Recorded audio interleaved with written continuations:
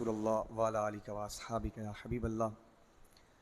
آج سورہ رعد، سورہ ابراہیم، سورہ حجر اور سورہ نحل کی تلاوت آپ نے سماعت فرمائی ہے۔ سورہ ابراہیم انبیاء کرام کے ناموں پہ رکھی جانے والی صورتوں میں سے ایک صورت ہے۔ اس سے پہلے حضرت ہود علیہ السلام کے نام پر رکھے جانے والی جو ہے صورت ہے، چلے جاؤ نا ان کے ساتھ جائے،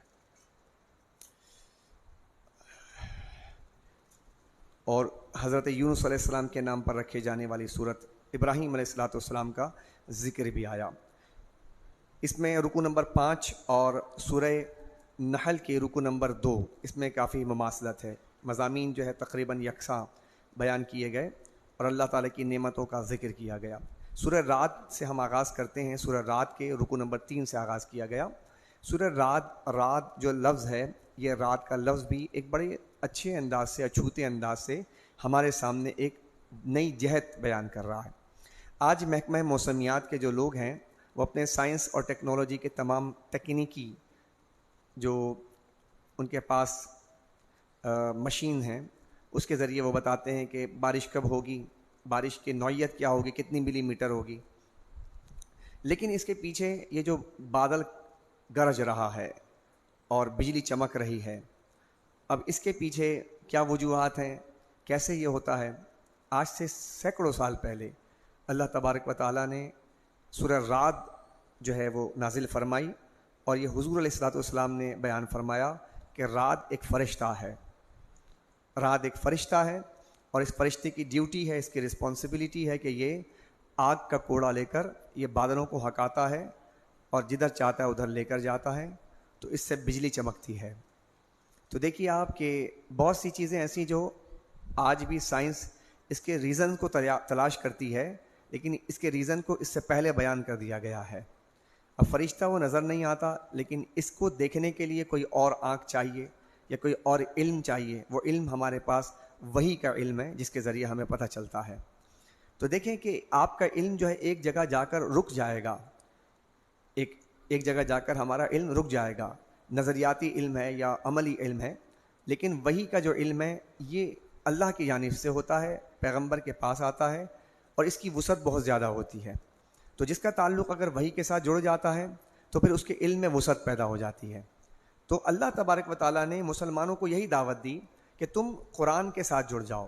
قرآن کے ساتھ جڑنے کا مطلب اللہ کے وحی کے ساتھ جڑ جاؤ۔ جب تم قرآن کے ساتھ، اللہ کے وحی کے ساتھ جڑو گے تو تمہارے علم میں وسعت پیدا ہو جائے گی، تمہارا علم وسیع ہو جائے گا۔ ہم محدود علم میں اتنے جناب چھکے چوکے لگا رہے ہیں اور کہتے ہیں کہ ہمارے پاس بڑا علم ہے، تو اندازہ لگائیے کہ جو محدود علم ہے، جو نظریاتی علم ہے، ضمنی علم ہے، تو اس علم پر آپ اتنے ناز کرتے ہیں۔ تو جب آپ کا تعلق قرآن سے جڑ جائے گا اور حقیقی علم آپ کو مل جائے تو پھر آپ کی وسعت، آپ کی نظر کہاں تک جائے گی؟ پھر یہ علم صوفیاء کے پاس ہوتا ہے، ہمارے علماء کے پاس ہوتا ہے، اور صوفیاء کرام وہ آنے واحد میں وہ چیزیں دیکھتے ہیں، وہ چیزیں بتاتے ہیں جو عام نظر نہیں دیکھتی۔ اس کی وجہ کیا ہے کہ ان کا تعلق قرآن سے جڑتا ہے، اور قرآن سے کے ذریعے ان پر بہت سی چیزیں منکشف ہو جاتی ہیں۔ وہ قرآن کے راستے پر چلتے ہیں تو اللہ تعالیٰ ان کے لیے بہت سے راستے کھول دیتا ہے، وہ راستے جو ہمارے لیے بند ہیں ان کے لیے کھل جاتے ہیں۔ تو ہمارے صوفیاء کی پوری تاریخ بتاتی ہے کہ انہوں نے وہ تحقیقات، وہ باتیں بیان فرمائیں جو آج تک سائنس بھی نہ بیان کر سکی ہے۔ تو یہ کیسے ممکن ہوا کہ ان کا تعلق قرآن سے جڑا تھا؟ یہاں پر رکو نمبر 4 میں ایک ضمناً بات آئی ہے، یعنی ایک بات آئی ہے جس کا موضوع بنایا گیا اس رکو کا، کہ دلوں کو اطمینان اللہ کے یاد سے ہوتا ہے۔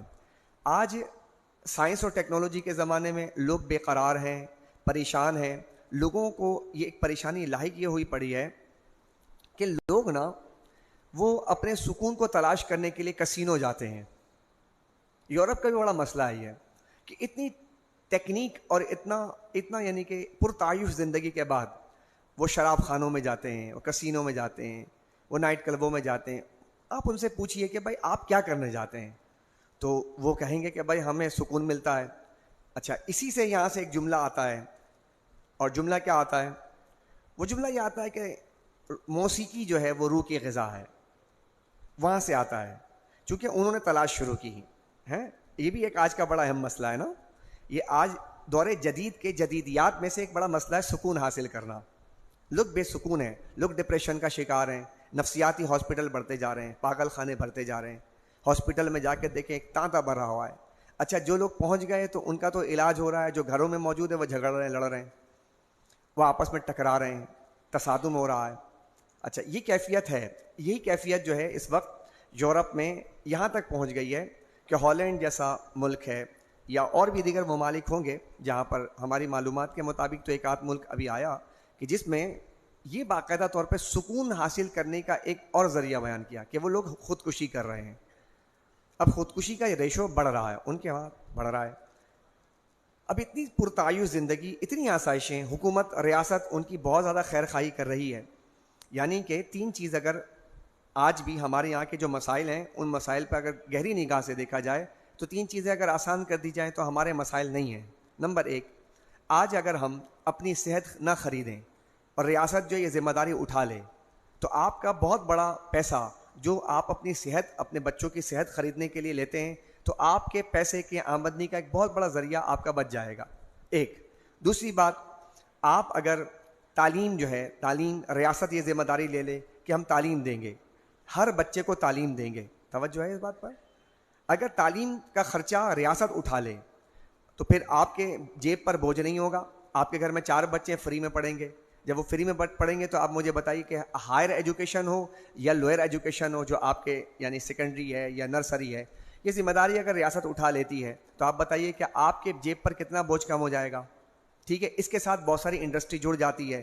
اچھا بچہ اٹھے گا, اٹھنے کے بعد اس نے وین میں بھی جانا ہے, اچھا اس نے پھر لنچ بھی کرنا ہے, لنچ کے لیے اس نے سامان لینا ہے. اگر یہ ساری چیزیں ریاست پرووائڈ کر دے کہ بھائی چھوٹے بچے ہوں گے تو ہم 10 بجے 9 بجے بچوں کو دودھ کا ایک گلاس بھی دیں گے یا ہم اس کو لنچ بھی کروائیں گے, تو اگر یہ ذمہ داری ریاست اٹھا لیتی ہے کہ ہم تعلیم کی ذمہ داری ہم اٹھاتے ہیں. لیکن عجیب بات ہے, اگر شاید میں غلط نہ ہوں تو میری اصلاح کر دیں کوئی, کہ تقریباً ہمارے 2 کروڑ تقریباً یا کم و بیش ہوں گے ایسے, ظاہر سی بات ہے ایکچوئل فگر تو بیان نہیں کیا جا سکتا, ایک تخمینہ لگایا جاتا ہے 2 کروڑ سے زائد بچے یا کم بچے آپ کے اسکولوں سے باہر ہیں. اب سوچیں کہ جنٹری کیسے تیار ہوگی. آپ کے وہ بچے جو اسکول جا ہی نہیں رہے اور جو جا رہے ہیں تو وہ بھی جناب آپ اپنی مدد آپ کے تحت کر رہے ہیں. تو اب آپ دیکھیے کہ 2 باتیں. تیسری بات, اگر مہنگائی پہ کنٹرول کر لیا جائے اور ریاست جو ہے پانی جو آپ خرید کے پی رہے ہیں یہ پرووائڈ کرے آپ کو, گندگی صفائی کا انتظام کر دے, تو آپ کے ملک میں, یہ جو ملک ہے اس ملک میں بھی 50,000 40,000 30,000 کے جو آمدنی والا شخص ہے نا اس کے لیے زندگی مشکل نہیں ہے. اب اس ملک کو آپ دیکھیں کہ جس ملک کو آپ غیر مسلم ممالک کہتے ہیں, ریاست وہاں پر ایجوکیشن دیتی ہے, ریاست وہاں پر اولڈ ہاؤسز یعنی اگر پیرنٹس جو ہیں 60 سال سے ابو ہو جاتے ہیں ان کی ذمہ داری اٹھا لیتی ہے, ریاست انہیں ہیلتھ کی جو ہے فیسلٹیز دیتی ہے. تو لامحالہ وہاں پر اتنی سہولیات کے بعد یعنی آپ اندازہ لگائیے کہ اگر اس کو فیصد کے اعتبار سے دیکھیں تو آپ کو معلوم ہوگا کہ وہاں پر اتنی سہولیات اور یہاں پر کم سہولیات, وہاں پر ہر لحاظ سے ان کو فیسیلیٹ کیا جا رہا ہے, یہاں پر فیسیلیٹ نہیں کیا جا رہا ہے.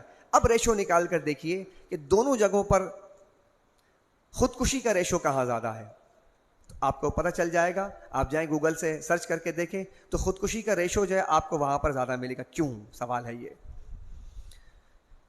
ہے یہ.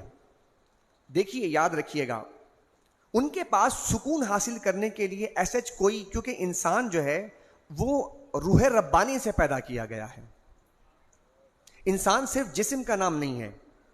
انہوں نے مادیت پرستی کی جو سوچ ہے اس نے ہمیں یہ بتایا کہ انسان صرف جسم کا نام ہے, جو آپ کا اسٹرکچر ہے اس کا نام ہے, اس لیے آپ اس کو ایکوموڈیٹ کر رہے ہیں.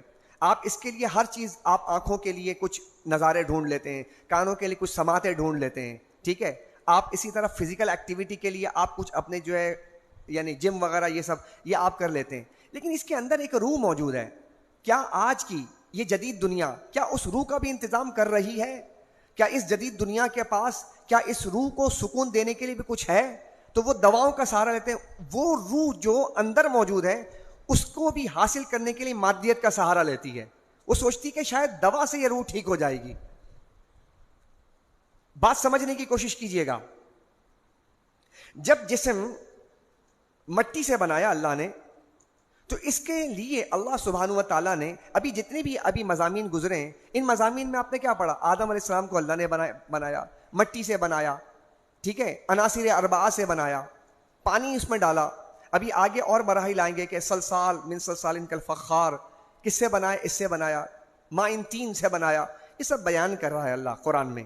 تو جب مٹی سے بنایا، تو مٹی سے جب جسم کو بنایا تو اللہ تبارک و تعالیٰ نے کیا کیا کہ مٹی ہی سے اس جسم کے لیے تمام چیزیں اللہ نے پیدا فرمائیں جو اس کو فیسیلیٹ کرے گی، جو اس کے تقاضے پورے کرے گی، جو اس کے غذائیں پوری کرے گی. لہٰذا زمین سے اناج اگایا، زمین سے پانی نکالا، زمین سے پھل نکالا، زمین سے جڑی بوٹی نکالی. اب یہ سب چیزیں آپ کیا کرتے ہیں؟ بھوک لگتی ہے اناج کھاتے ہیں، پیاس لگتی ہے پانی پیتے ہیں، بیمار ہوتے ہیں آپ جڑی بوٹی سے علاج کرتے ہیں. تو دیکھیے آپ جسم کے لیے تمام کچھ اللہ نے بنا دیا نا، اور آپ اس کو آرام سے آسانی سے زندگی گزار رہے ہیں. لیکن جسم کا نام صرف یعنی کہ انسان تو نہیں ہے. انسان عبد جو ہے روح کا بھی نام ہے. اب روح آپ کے اندر موجود ہے. اس کے لیے آج کی دنیا کے، اس جدید دنیا کے پاس کوئی حل نہیں ہے. یہ دنیا جو ہے کوشش کر رہی ہے. ڈاکٹروں کے پاس بھی جائیں، آپ کہیں کہ مجھے سکون نہیں ملتا ہے، کہتے ہیں آپ نیند پوری کر لیجئے. آپ کہیں کہ مجھے سکون نہیں ملتا، کہ یہ دوا کھا لیجئے. یہ سب دل بہلانے کو یہ غالب خیال اچھا ہے. ان کے پاس حل نہیں ہے نا، چونکہ یہ ان کا میدان نہیں ہے. ان کے پاس روح کی دنیا کے لیے، چونکہ انہوں نے ریسرچ اس پہ کیا ہی نہیں ہے، یہ تو جسم کے حوالے سے کر رہے ہیں، یہ ہمیشہ یہ بات کرتے رہیں گے. لیکن جب آپ قرآن کے پاس آتے ہیں تو قرآن سے پوچھیں، آپ اہل علم سے پوچھیں کہ انسان کے اندر ایک اور چیز ہے، وہ کیا ہے؟ روح ہے. اب روح کہاں سے آئی ہے؟ روح زمین سے تو نہیں آئی. اب جب روح زمین سے نہیں آئی تو کہیں سے تو آئی ہوگی. کہاں سے آئی ہے؟ روح ربانی ہے، عالم ارواح سے آئی ہے. عالم، اب یہ موضوع ہی نہیں ہے، یہ سائنس کا موضوع ہی نہیں ہے. اب آپ ان سے پوچھیں عالم ارواح کہاں ہو، کہ یہ کون سی بات کر رہے ہیں آپ؟ لیکن ہے تو نا. اب عالم ارواح کہاں ہے؟ آپ پوچھیں سائنس سے کہ عالم ارواح کہاں ہے. آپ چلیں یہ سائنس سے پوچھیں کہ بھائی یہ کہاں سے آتی ہے اس کے اندر اور کہاں چلی جاتی ہے، چلو یہ بتا دو. نہیں بتا سکتی سائنس آپ کی. اتنے پڑھے لکھے لوگ ہیں. میں تو ویسے بہت نکما نالائق سا طالب علم ہوں، میرا علم اتنا زیادہ نہیں ہے سائنس کا. لیکن میں آپ لوگوں سے پوچھنا چاہتا ہوں، بہت سارے بیٹھے ہوئے حضرات ہیں، آپ پوچھیں ذرا، آپ نے اتنا پڑھا ہوگا، آج تک آپ نے یہ ذرا کبھی پڑھا ہے کہ روح ادھر سے آتی ہے اور روح وہاں چلے جاتی ہے؟ کبھی ہے؟ سائنس کا موضوع ہے جی؟ کیوں نہیں ہے؟ آپ سائنس سے آپ یہ سوال کیوں نہیں کرتے؟ بتاؤ نا بھائی. تم تو بڑی بڑی لافیں مار رہے ہو، ہم یہ بھی کر رہے ہیں، ہم وہ بھی کر رہے ہیں. چلو ہمیں بتا دو کہ روح کیا ہے بھائی. چلو یہ بتا دو روح کیا ہے. اس کا بھی جواب نہیں ہے ان کے پاس. چونکہ روح جو ہے ایک کیفیت ہے اندر. اچھا چلیے پوچھئے روح کہاں ہے اندر؟ اس کا جواب بھی نہیں ہے. ادھر ہے، ادھر ہے، ادھر ہے. کہاں ہے؟ یہ بھی جواب نہیں ہوگا اس کے بعد. آپ یہ تو پوچھ سکتے ہیں نا، ہاتھ کہاں ہے؟ بولے گا یہ رہا ہاتھ. آپ اس سے پوچھیں آنکھ کہاں ہے؟ تو بولے یہ رہی آنکھ. اب آپ پوچھیں اندر انسان کے روح بھی ہے تو وہ کہاں ہے؟ اس کا جواب بھی نہیں ہے. اب سوچئے کہ علم کیسے مکمل ہوگا؟ یہ بھی تو علم ہے نا. آپ تو کہتے ہیں what is what is what is what is, یہی تو ہے علم. واٹ از کر کے آپ نے ایک دم پورا جناب ایک ریل لگا دی ہے. واٹ از واٹ از، بچے کو سمجھا دیا واٹ از پوچھتا رہے. اس کا جواب بھی تو دے دیں. تو آپ کے سائنس کے پاس نہیں ہے تو کسی کے پاس تو ہوگا. اب آپ کو مذہب کے پاس آنا پڑے گا، آپ کو مذہب سے پوچھنا پڑے گا. چونکہ نبی یہ دعویٰ کرتا ہے میرے پاس سب علم ہے. بات سمجھ رہے ہیں؟ سبحان اللہ کہہ دیجئے. نبی کہتا مجھ سے پوچھو میں تمہیں بتاؤں گا. نبی یہ دعویٰ کرتا ہے، سائنس نہیں کرتی. سائنس سے پوچھیں گے تو سائنس تو بہت سے جواب نہیں دے سکے گی. اب نبی یہ دعویٰ کرتے ہیں تو نبی سے آ کے پوچھا یسألونک عن الروح، اے حبیب آپ سے لوگ روح کے متعلق سوال کرتے ہیں. نبی سے پوچھا اور نبی نے یہ نہیں بتایا، سائنس کہے کہ ہمیں نہیں پتا. نبی نے نہیں کہا کہ بھائی تم نے مجھ سے روح کے بارے میں کیا پوچھا، میں کوئی سائنسداں تو نہیں ہوں، اس کے بارے میں تو مجھ سے کیوں سوال کر رہے ہو. حضور سے پوچھا، نبی سے پوچھا لوگوں نے کہ روح کے بارے میں بتا دیجئے کیا چیز ہے، تو حضور نے روح کے بارے میں جواب دیا ہے. اور یہ ایک ایسا مسئلہ حل کیا ہے جو یہودیوں کے پاس بھی حل نہیں ہوا تھا. یہود بھی اس مخمصے میں پڑے تھے کہ روح کیا چیز ہے. جو آج جس یہودیوں کو آج کہتے ہیں، یہ یہود اولڈ ورژن ہے. یہودیوں کا علم اولڈ ورژن ہے. محمدی علم نیو ورژن ہے. سبحان اللہ, نیو ورژن ہے آپ کے پاس, لیکن یہ ویژن والوں کو سمجھ میں آئے گا. اس کا ورژن سمجھنے کے لیے ویژن چاہیے, بصارت چاہیے, بصیرت کے حاصل کرنے کے لیے بصارت چاہیے آپ کو. تو نبی نے کیا کہا؟ نبی نے کہا کہ یہ جو روح ہے یہ اللہ کا حکم ہے, امر ربی ہے. کیا ہے یہ؟ امر ربی ہے. اب امر ربی اندر آیا, اب اندر آ کر کے وہ اس نے ایک مٹی کے گھروندے کے اندر, مٹی کا گھر ہے یہ, مٹی کے گھر میں کچھ دیر اسٹے کرنے آیا. مینز تھوڑی دیر کے لیے اسٹے کرنے آیا. جیسے آپ کہیں جاتے ہیں, کسی گھر میں جا کے اسٹے کرتے ہیں آپ تھوڑی دیر کے لیے, میں آپ کے گھر مہمان بن جاؤں, آپ کہتے ہیں آ جائیے, تو آپ اس کو ایکوموڈیٹ پھر کر رہے ہوتے ہیں. ناشتہ چاہیے, کھانا چاہیے, یہ لیجئے, اچھا پنکھا لیجئے, ہوا کھول دیا, یہ کھول دیا, کھڑکیاں کھول دی, سب کچھ کر دیا ہے جی, آپ اس کو کرتے ہیں. اب اس روح کو جب اس گھروندے میں, مٹی کے گھروندے میں لایا گیا, تو یہ تو اندھیرا ہے اس کے اندر, لایا گیا. اب لانے کے بعد تھوڑے عرصے کے لیے یہاں پہ رکھا گیا, لیکن یہ عارضی گھر ہے روح کا. اب روح کی مائگریشن ہے. روح کا اصلی وطن کیا ہے؟ روح کا اصلی وطن عالم ارواح ہے.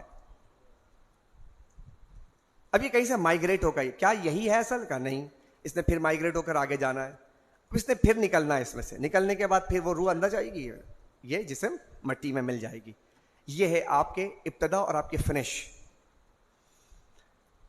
اب آپ کہہ رہے ہیں سکون چاہیے. اب اس سکون کے لیے یورپ نے کہا کہ کسینے بنا دی ہم نے, نائٹ کلب بنا دیے, آؤ تھرکو, ناچو گاؤ, میوزک, ناچ, ڈانس, یہ سب بنا دیا. کیا ہے پوچھیں آپ, کیوں کر رہے ہو ایسا بھائی؟ کیوں راتوں میں کیا کر رہے ہو؟ یہ شراب کیوں پی رہے ہو؟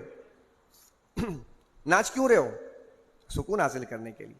کب مل گیا؟ نہیں ملا. میں نے بہت زیادہ گفتگو کر دی, تو جب ان کے پاس سکون نہیں ہے تو کتنا محدود علم لیے بیٹھے ہیں, جبکہ رب کائنات صرف ایک لفظ میں بتا دیتا ہے کہ سکون کیسے ملے گا.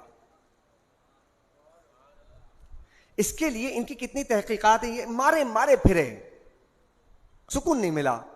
اور بالآخر کیا کرنے لگے؟ اپنے آپ کو ختم کرنے پہ آ گئے کہ اب خودکشی کر لیتے ہیں. انہوں نے کہا خودکشی کے لیے آپ کیا کریں بھائی, بڑھ رہی ہے. تو انہوں نے کہا کہ لائسنس دے دیتے ہیں, ایک ایسا آلہ بنا دیتے ہیں جس میں آسانی سے مر جائیں, تکلیف نہ ہو.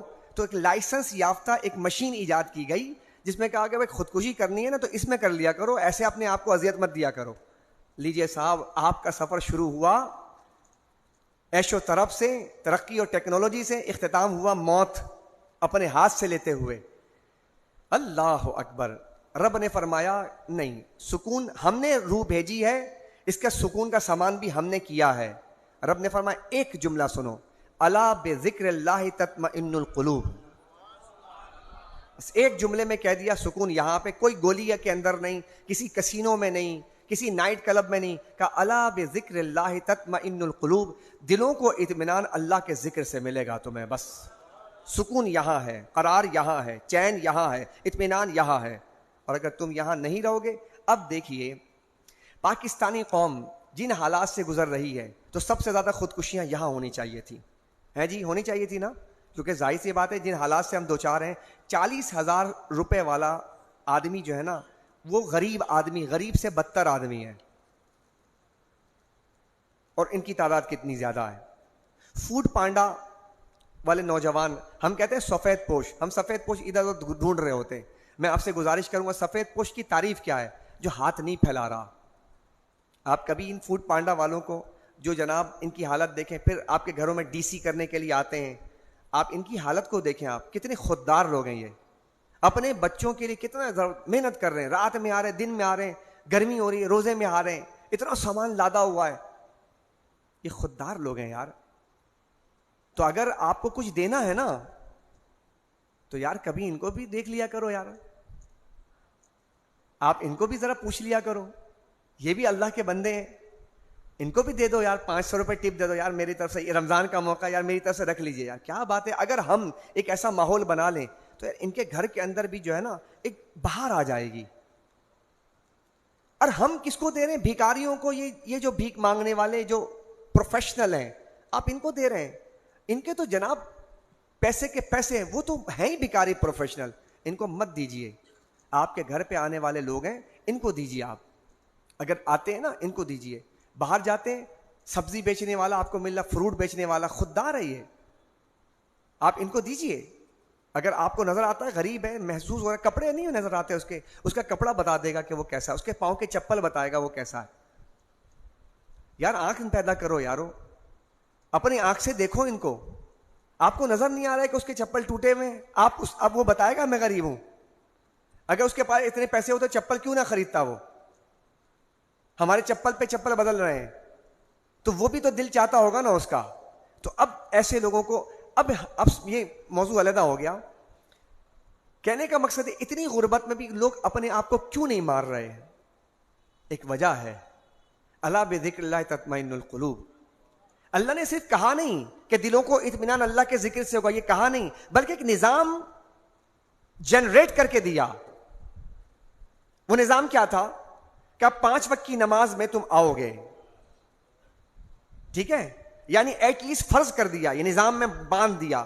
کہا کہ تم خودکشی کرو گے ہی نہیں، کیونکہ تم بے سکون ہوگے، تم میرے پاس آؤ گے، سکون مل جائے گا. کیا نظام قدرت ہے، سبحان اللہ. روزہ رکھو گے، تمہارے اندر کیفیت. میں نے کس کے لیے روزہ رکھا؟ تاکہ تمہارا جو ایک بیلنس آؤٹ ہو جاتا ہے، اس بیلنس کو ہم یہاں پر لا کے برقرار کر دیں گے. تمہاری سفید پوشی کا بھرم رکھ لیں گے. چلو افطار میں اور سحری میں تھوڑا بہت کھا کر 1 مہینے کا گزارا ہو جائے گا، اور پھر آپ دیکھیں کہ اس میں بھی آپ کو سکون مل رہا ہے. پھر تراویح کی نماز میں تم قرآن سن رہے ہو، الا بذکر اللہ تطمئن القلوب، دلوں کو اطمینان اللہ کے ذکر سے ہوتا ہے، تو قرآن بھی اللہ کا ذکر ہے، لو جی اور سکون مل رہا ہے. ورنہ ہماری نیند نہ ہوتی. اللہ تعالیٰ نے ہمیں ان تمام چیزوں کے ذریعے سکون عطا کر دیا ہے. لہٰذا اسلام، پھر میں دوبارہ اس بات کو ریپیٹ کرتا رہتا ہوں، اسلام کیا کہتا ہے؟ نظام کے اندر آ جاؤ، سسٹم کے اندر آ جاؤ.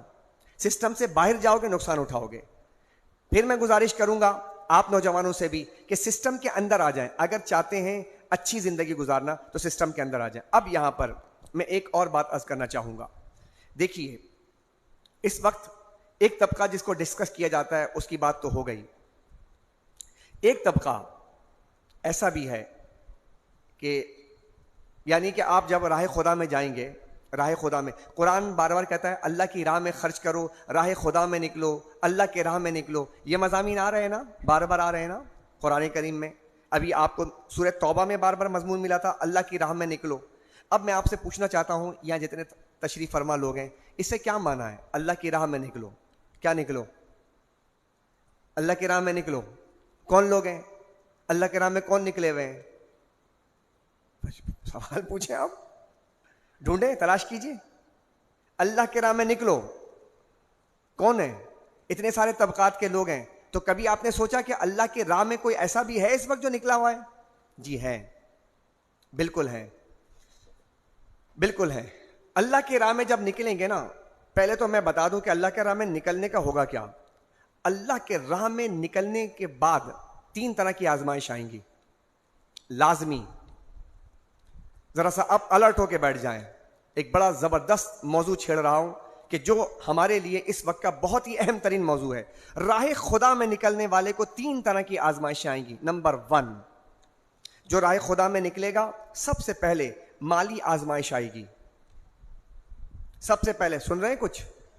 مالی آزمائش آئے، اور اتنی بدترین مالی آزمائش آئے گی کہ انسان برداشت نہیں کر سکے گا. اور جو اس آزمائش سے نکل گیا، گزر گیا، اب اس پر آئے گی دوسری آزمائش، گھر کی بے سکونی کی آزمائش آئے گی. گھر ڈسٹرب ہو جائے گا اس کا. جو راہ خدا میں نکلے گا اس کا گھر ڈسٹرب ہوگا، ادھر سے اس کو پریشانیاں ملیں گی. راہ خدا میں نکلنے والے کو دوسری آزمائش.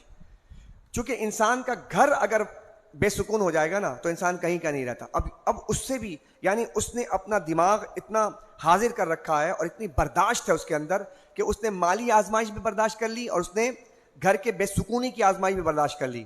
اب اس پر آئے گی تیسری آزمائش، اور وہ آزمائش آئے گی تہمت کی آزمائش.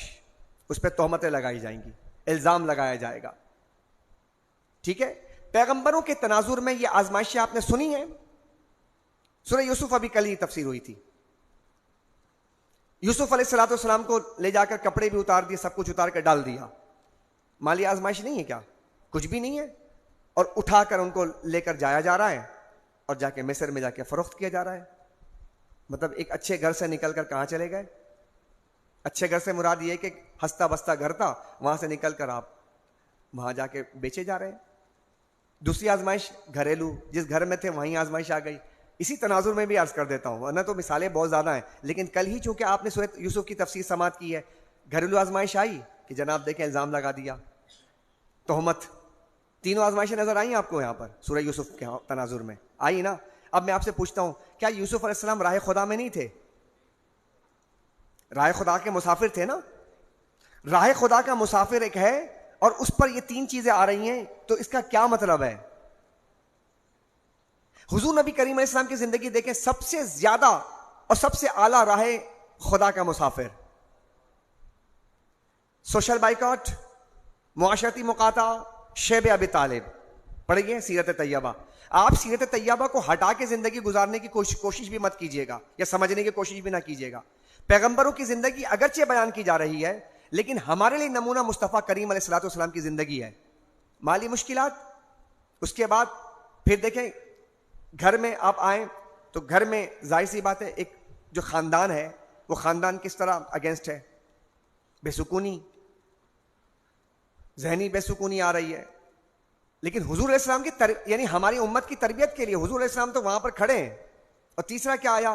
الزامات, توہین, تہمت.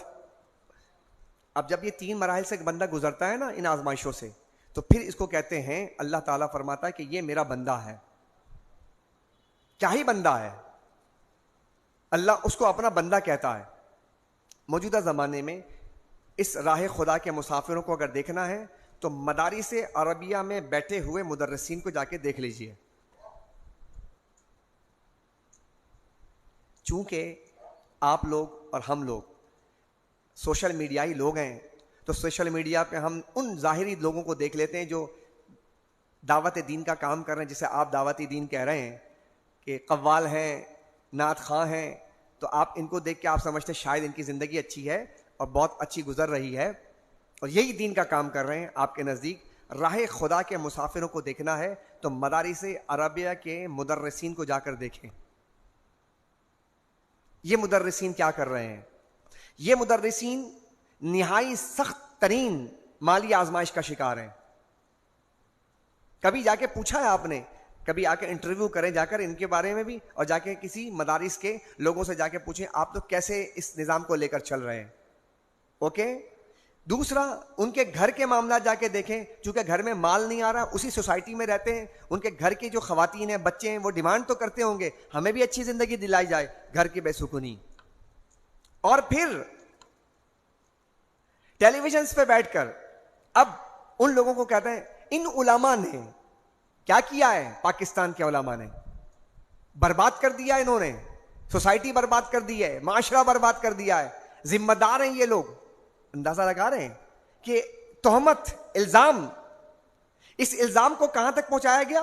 ان لوگوں کو جو بیچارے تنہائیوں میں بیٹھ کر اللہ اور رسول کے پیغام کو قوم تک پہنچا رہے ہیں, اور گزشتہ کئی سو سال سے آپ کے اسی معاشرے کے اندر, جسے آپ سب کانٹیننٹ کہتے ہیں, آپ کے اسلامی اقدار کو محفوظ کس نے رکھا ہے؟ آپ کے علمی میراث کو بچا کر کس نے رکھا ہے؟ یہ بحث آپ کو سمجھ میں نہیں آئے گی, چونکہ یہ بحث آپ لوگ کا موضوع نہیں ہے نا. آپ نے کبھی اس کو جاننے کی کوشش ہی نہیں کی ہے نا. آپ کبھی آتے نہیں ہیں ان کے پاس. آپ سے میں پوچھنا چاہتا ہوں, بتائیے, جب بھی اسلام کے اوپر حملہ ہوتا ہے اور کسی ایک زیر زبر کو بھی اوپر نیچے کرنے کی کوشش کی جاتی ہے, بتائیے ذرا زور سے, بلند آواز سے, کون سا طبقہ ہے جو ان کے سامنے, ان لبرلز کے سامنے, ان ملحدین کے سامنے, ان دشمنان اسلام کے سامنے سیسا پلائی ہوئی دیوار بن جاتے ہیں, اگرچہ وہ اپنی جانوں سے گزر جاتے ہیں؟ کون سا طبقہ ہے؟ نہیں بتایا آپ نے مجھے.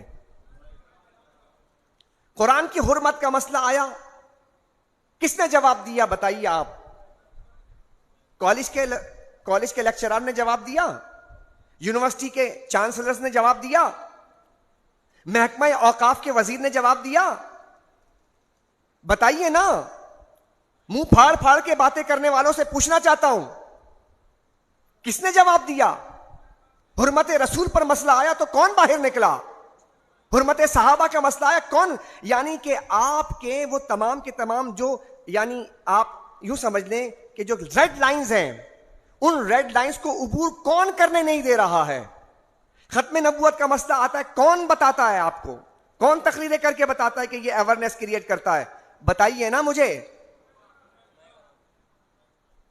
آپ کے حکومت کے اتنے ادارے بنے ہوئے, کوئی ادارہ ذمہ داری لیتا ہے کہ ہم لیں گے سرکار کے ناموس کی حفاظت ہم کریں گے؟ کوئی ادارہ بتا دیجئے مجھے.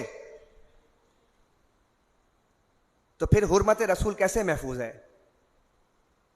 فتنہ قادیانیت سر کیوں نہیں اٹھا پا رہی؟ حرمت رسول پر ڈرتے کیوں ہیں یہ یورپ والے؟ ابے تم سے تھوڑی ڈرتے ہیں.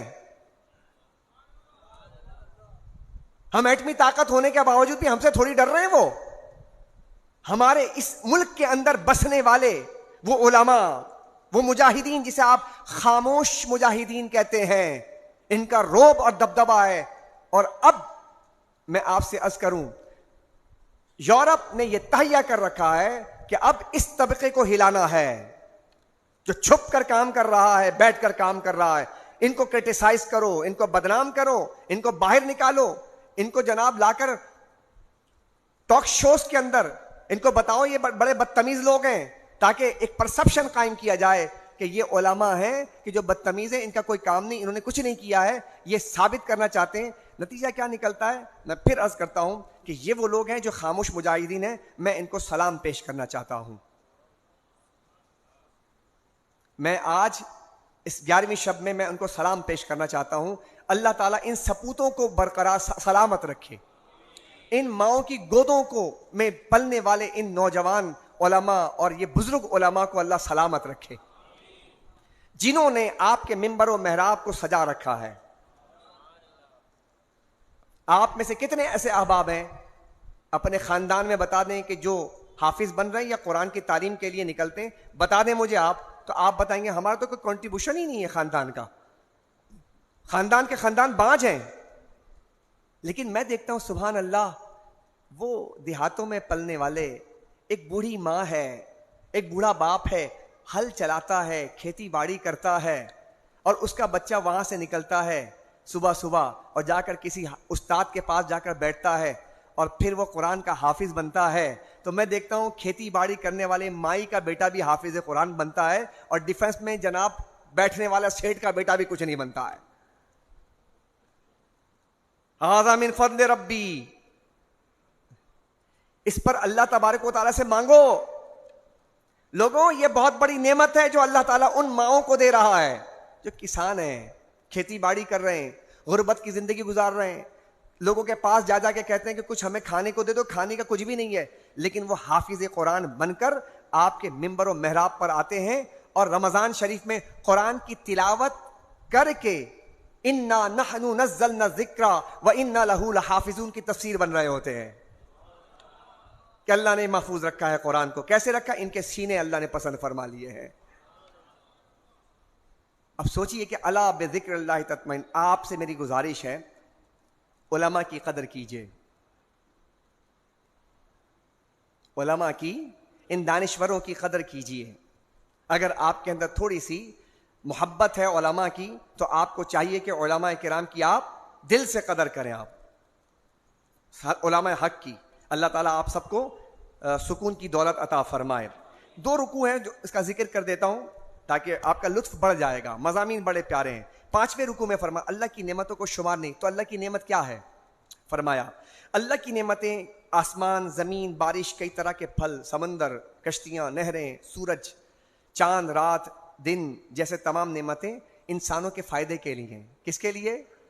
انسانوں کے فائدے کے. ایسے ہی مضامین کو اللہ تبارک و تعالیٰ نے پھر آگے بیان کیا جو سورہ نحل میں بیان کیا. دوسرے رکوع میں فرمایا اللہ کی کئی نعمتوں کا ذکر ہے. اس نے آسمان سے بارش نازل کی, اس سے طرح طرح کے نباتات اگائے, رات دن سورج اور چاند انسان کی خدمت کے لیے بنائے, رنگا رنگ مخلوقات سے کائنات کو حسن بخشا اور انسان کے ذوق بصارت کی تسکین کی, یعنی دیکھنے کے نظارے بھی بنا دیے, وسیع عریض گہرے سمندر بنائے. کیا ہی بات ہے, سبحان اللہ, کیا خوبصورت کائنات بنائی اللہ نے. کیا ہی حسن بنایا, سبحان اللہ. کئی لمبے چوڑے ریگستان ہیں, کئی لمبے چوڑے سمندر ہیں. کبھی آپ سوچئے کہ آپ پہاڑوں پہ چلے جاتے ہیں اور پہاڑوں پہ کون ہے جو پانی چڑھا رہا ہے؟ ٹھنڈا ٹھنڈا میٹھا میٹھا پانی نیچے اتر رہا ہے.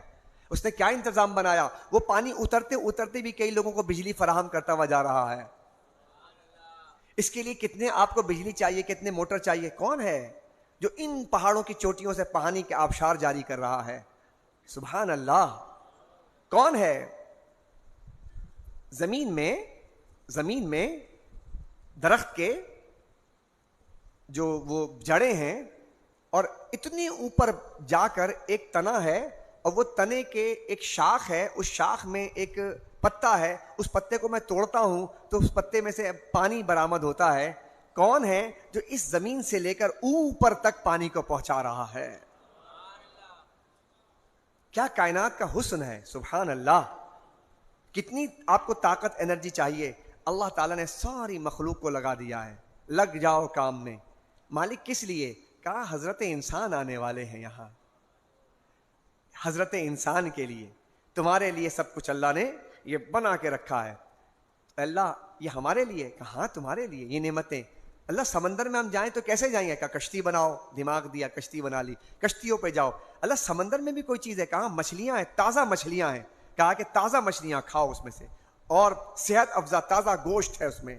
اللہ اس سے کیا ہوگا؟ کہا کہ سمندر میں نمکیات ہوتے ہیں, معدنیات, منرلز ہوتے ہیں, تو اللہ وہ کیسے لیں گے؟ کہا کہ ہم نے مچھلیوں کو خدمت پہ لگا دیا. کہا کیسے؟ کہا کہ وہ پانی میں رہتے ہیں, سارے منرلز کو جمع کرتے ہیں, اس کا گوشت بنتا ہے, اس کو کھا لو, لہذا سارے سمندر کے منرلز تو نے اپنے اندر کر لیے ہیں. اللہ اکبر. کیا کہنے ہیں اللہ کے, اللہ اکبر, اللہ اکبر. ورنہ ڈاکٹروں کے پاس جاتے تو ایک گولی کے کہتے 200 روپے لگیں گے, اس میں یہ منرلز ہیں جی. اچھا یہ کتنے کا ہے صاحب؟ یہ ڈبے کے اندر 10 گولیاں ہیں تو اتنے 100 روپے کے ہوں گے. آپ نے تھوڑے سے منرلز جمع کیے تو اتنا. اللہ نے کہا جاؤ جا کے جال ڈالو, جتنے آ جائیں سب تمہارے. تو اللہ جب تو نے اتنا کچھ کیا, ہمیں کیا کرنا چاہیے؟ سنیں گے ہمیں کیا کرنا چاہیے؟ اللہ جب تو نے ہمیں سب کچھ دے دیا تو ہمیں کیا کرنا چاہیے؟ کہا شکر ادا کیا کرو. یہ نعمتوں کا اظہار کیوں کیا, ذکر کیوں کیا؟ اس نے ساری نعمتیں ظاہر کرنے کے بعد کہا کہ اللہ ہماری ڈیوٹی کیا ہے؟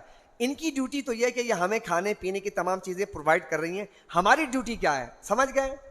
بوتھ سائڈ, ساری دنیا ہمیں فیسلیٹ کر رہی ہے, زمین اگا رہی ہے ہمارے لیے, اناج اگ رہے ہیں ہمارے لیے, پھل آ رہے ہیں ہمارے لیے, خوشبو ہے ہمارے لیے, پھول ہیں آنکھوں کو خیرہ کرنے کے لیے, ٹھنڈک پہنچانے کے لیے, سمندر میں پانی ہے ہمارے لیے, مچھلی ہے ہمارے لیے, سب کچھ ہمارے لیے. تو اللہ نے سب کچھ ہمارے لیے ان کی ڈیوٹی لگا دی. تو ہماری ڈیوٹی کیا ہے؟ ہماری ڈیوٹی ایک ہے کہ ہم ان کو کھانے کے بعد اللہ کا شکر ادا کریں. وہ ہم سے ہوتا نہیں ہے, بھول جاتے ہیں.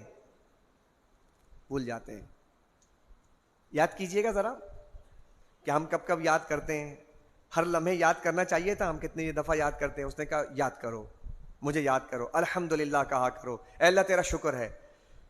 تو یاد رکھو میرے دوستو, رمضان شریف ہے اور اتنی نعمتیں تم پر نازل ہو رہی ہیں. اس سے بڑھ کر اور کیا نازل ہوگی کہ دیکھیں آپ بیٹھ کر آپ پر سکون نازل ہو رہا ہے. اللہ کے گھر میں بیٹھے ہوئے توفیق ملی ہوئی ہے, یہ بھی اللہ کی نعمت ہے. تو کیا کرے؟ شکر الحمدللہ. تو آپ نے اور ہم نے صرف ایک کام کرنا ہے, اپنی زندگیوں کو شکر گزاری میں گزارنا ہے. کیا خیال ہے ہمارا؟ میرے درس کا حق ادا ہو جائے گا اگر آج میں نے یہ کامیاب ہو کر آپ تک یہ میسج پہنچا دیا اور آپ اس کو اپنے اندر سمانے میں کامیاب ہو گئے. آج کے بعد سے اپنے حالت شکر کو برقرار رکھنے کی دعا مانگتے رہیں. کلمہ شکر نہیں, کلمہ شکر نہیں. کیسے ہیں آپ؟ ٹھیک ہیں. اس کے تھوڑی دیر کے بعد کیا بتاؤں یار, حالات اچھے نہیں ہیں. ابھی تو کہا تھا ٹھیک ہیں, تو کہا کلمہ شکر تھا, تو کہا یہ کیا ہے؟ کہا یہ تو شکر والی حالت نہیں ہے. تو مانگنی کیا ہے؟ حالت شکر مانگے کہ ہماری حالت ایسے بن جائے کہ ہم زبان سے شکوہ کریں نا, اللہ سے شکر مانگے. اس کا ایک فائدہ ہوگا. میری مائیں بہنیں بھی سن رہی ہیں, آپ سے بھی گزارش ہے, میرے وہ خواتین جو میرے سروں کے تاج, جو بزرگ خواتین ہیں جو آج ہمارے بچوں کی تربیت کر رہی ہیں, میں ان سے عرض کروں گا کہ آپ بھی گھر میں شکر گزاری کا ماحول بنائیے. ذرا بلند آواز سے شکر گزاری کہہ دیا کیجئے گھروں کے اندر کہ بیٹا میں کپڑا لے کر آیا ہوں, آپ شکر گزاری کے مواقع ڈھونڈیں اور بچوں کو بتائیں بیٹا تمہارے لیے کپڑا لے کر آیا ہوں, یہ لے لو. اچھا شکر ادا کرو اللہ کا, ہے نا, پریکٹس کرنی ہے. اچھا آج کھا لیا, ناشتہ کیا, سحری کر لی, سب بیٹا الحمدللہ اللہ کا شکر ادا کرو بیٹا, اللہ نے آج ہمیں سحری کروا دی. ماحول بنا سکتے ہیں, ایسے بنے گا ماحول. افطاری کر لی, بات سب ٹھیک ہے, افطاری کر لی, کھا لیا, چلو سب کہو اللہ تیرا شکر ہے, الحمدللہ اللہ تو نے کھلا دیا, افطاری کھلا دی, پیٹ بھر دیا, شکر ہے. رات سونے سے پہلے جب جائیں بستروں پر, بچوں سب شکر ادا کرو. کس بات کا؟ کہ اللہ نے آج دن گزار دیا. اچھا آپ ڈھونڈیں, موقع ڈھونڈیں, اللہ کے شکر گزاری کرنے کے ڈھونڈیں. اچھا کچھ نہیں ملتا نا, چلیے بستر پہ لیٹ جائیے اور لیٹے لیٹے اللہ کا شکر ادا کیجئے. اے اللہ تو نے مجھے ماں باپ عطا کیے, تیرا شکر ہے. کیجئے, شکر کیجئے, ماشاء اللہ. اے اللہ تو نے مجھے ایک اچھی سی بیوی عطا کی ہے جو میری خدمت گزار ہے, تیرا شکر ہے. اے اللہ مجھے اتنے پیارے پیارے بچے دیے صحت و سلامتی کے ساتھ, جن کے پاؤں بھی سلامت ہیں, جو بھی ٹھیک ٹھاک ہیں. اے اللہ تیرا شکر ہے. اے سبحان اللہ. اے اللہ تو نے مجھے کاروبار دیا ہے, تیرا شکر ہے کہ اس کاروبار کو میں چلا رہا ہوں. اے اللہ تیرا شکر ہے مجھے تو نے سواری دی ہے. اے اللہ تیرا شکر ہے کہ میں ٹھنڈی ٹھنڈی ہواؤں میں لیٹا ہوا ہوں, تیرا شکر ہے. آپ شکر گزاری کو ڈھونڈیں, تلاش کریں, اس کا پتہ فائدہ کیا ہوگا. یقین جانیے جملہ کہہ رہا ہوں, یاد کریں گے, 1 مہینہ کر کے دیکھیں. اگر آپ نے یہ پروسیس مکمل کر لیا, پاکستان جس دوراہے سے گزر رہا ہے, اگر پاکستان کے لوگوں نے یہ کام کر لیا تو میں آپ کو گارنٹی دیتا ہوں قرآن کریم کے درس قرآن میں کہ اللہ کا وعدہ ہے تم شکر گزاری کرو گے, میں تمہاری نعمتوں کو بڑھاتا چلا جاؤں گا. واحد راستہ ہے ہمارے پاس, واحد راستہ ہے بس, اور کوئی راستہ نظر نہیں آتا, کیونکہ ہمارے پاس بچا کچھ نہیں ہے. تو اب ہمارے پاس کیا رہ گیا ہے؟ ایک راستہ رہ گیا ہے کہ ہم جو کچھ ہے نا اس کو ڈھونڈیں اور اس پر ایک ایک چیز پر شکر ادا کریں. ہر چیز پہ جب شکر ادا کریں گے وہ نعمتیں بڑھیں گی. جب نعمت بڑھے گی تو سکون آئے گا, فراوانی آئے گی, اور گھر کے اندر کشادگی آئے گی. اور ناشکری کریں گے تو اللہ ایک ایک کر کے نعمتیں چھینتا چلا جائے گا, کم ہوتے چلے جائیں گے, بے سکونی بڑھ جائے گی, برباد ہو جائیں گے, تباہ ہو جائیں گے. واحد راستہ شکر گزاری. انشاءاللہ آئندہ میں شکر گزار بندہ بنوں گا. آپ اور میں سب یہاں سے ارادہ کر کے جائیں, پریکٹس کرنی ہے ہم نے, انشاءاللہ کریں گے, گھر کے اندر ماحول بنائیں گے. اس پیغام کو عام کرنا ہے. یہ پیغام آپ اور ہم نے درس قرآن میں اللہ نے فرمایا کہ جب کوئی شخص اللہ کا شکر ادا کرتا ہے اللہ نعمتوں کو بڑھا دیتا ہے. یہ ایک قاعدہ, اصول, ضابطہ قرآن کا دیا ہوا, یاد رکھ لیجئے. لئن شکرتم لازیدنکم, جب تم شکر کرو گے تو تمہاری نعمتیں بڑھیں گی. اس کے علاوہ کوئی اور راستہ بچا نہیں ہے. اللہ تعالیٰ پاکستانیوں کو, اہل اسلام کو شکر گزاری جیسی نعمت سے سرفراز فرمائے. اللہم ربنا تقبل منا انکا انت السمیع العلیم وتب علینا انکا انت التواب الرحیم. ایک بچے کے لیے دعا کیجئے گا. آج ہماری ایک بہن نے دعا کے لیے کہا تھا, اس بچے کے آنکھ میں, چھوٹا بچہ ہے اور ایک ہی اللہ نے ان کو اولاد دی, اس کے دونوں آنکھوں میں سفید موتیا ہے. اس کے لیے دعا کیجئے گا, اللہ تبارک و تعالیٰ اس بچے کے آنکھوں میں نور عطا فرمائے. حضرت امام بخاری رحمۃ اللہ تعالیٰ علیہ, ان کی بچپن میں آنکھوں کی بینائی نہیں تھی. ان کی والدہ دعا کرتی تھیں, مستقل کرتی تھیں. میری اس بہن سے بھی دعا کی گزارش ہے کہ ان سے کہیں کہ ان کی ماں کو کہیں کہ وہ دعا کریں. اور آپ کے گھر میں بھی اگر کوئی بیماری ایسی ہے تو آپ بھی دعا کریں. تو امام بخاری کی والدہ جن کی آنکھوں کی روشنی تھی نہیں, تو بار بار دعا کرتی تھی. ابراہیم علیہ السلام نے آ کر ان کو خواب میں بتایا, جا اللہ تعالیٰ نے تیرے بیٹے کے آنکھوں کی روشنی واپس فرما دی ہے. تو ماؤں کی دعائیں کیسے لگ جاتی ہیں. اللہ تعالیٰ, ہمارے احمد بھائی بیٹھے ہوئے ہیں, ولی کے والد صاحب بیٹھے ہوئے ہیں, ان کی دعا, زروان نام ہے بچے کا غالباً, چھوٹا سا بچہ اور ایک ہی بیٹا ہے, بڑے ارمانوں سے پیدا ہوا. دیکھیں کیسی آزمائش ہے.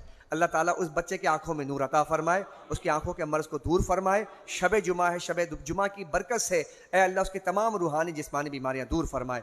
اپنے لیے بھی دعا کیجیے, اللہ ہم بھی عصیاں کے مریض ہیں, اے اللہ ہم بھی گناہ گار ہیں, سیاکار ہیں, گناہ ہوتے چلے جاتے ہیں. اے رب ذوالجلال ہمارے لیے گناہ کرنا مشکل بنا دے, نیکیاں کرنا آسان بنا دے, قرآن کا فہم نصیب فرما دے, اور یہ درس قرآن کا جو کارواں جاری ہے، ہم رہیں نہ رہیں، اے اللہ اس کو جاری و ساری فرما دے۔ سبحان ربک رب العزت عما یصفون وسلام علی المرسلین والحمد للہ رب العالمین۔